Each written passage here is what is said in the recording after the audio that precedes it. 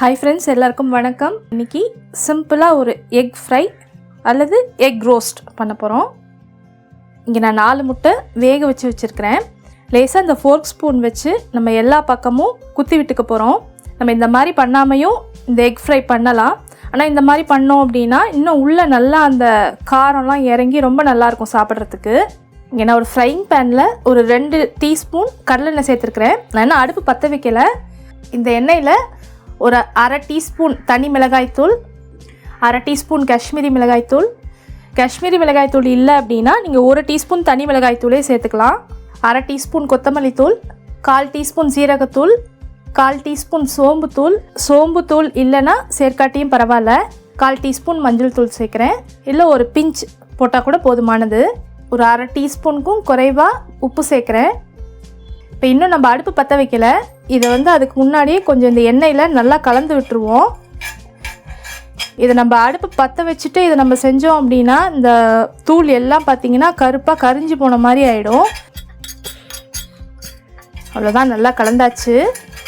இப்போ இந்த 4 முட்டைக்கு தேவையான அளவு உப்பு மட்டும் சரியாக இருக்கான்னு நான் பார்த்துக்கிறேன். சரியாக இருக்குது. இப்போ நம்ம அடுப்பு பற்ற வச்சுக்கலாம். நான் அனல் பார்த்திங்கன்னா கொஞ்சம் சிம்மில் தாங்க வைக்கிறேன், ரொம்ப அனல் கொடுக்கல.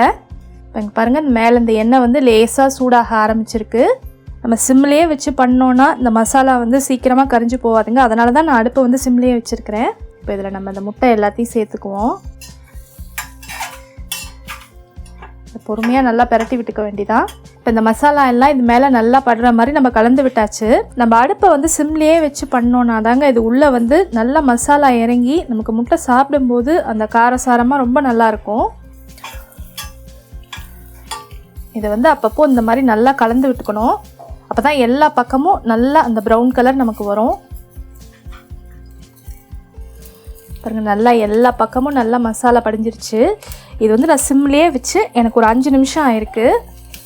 அப்பப்போ ஆனால் இந்த மாதிரி கலந்து விட்டுக்கணும். நான் அடுப்பை நிப்பாட்டிடுறேன்.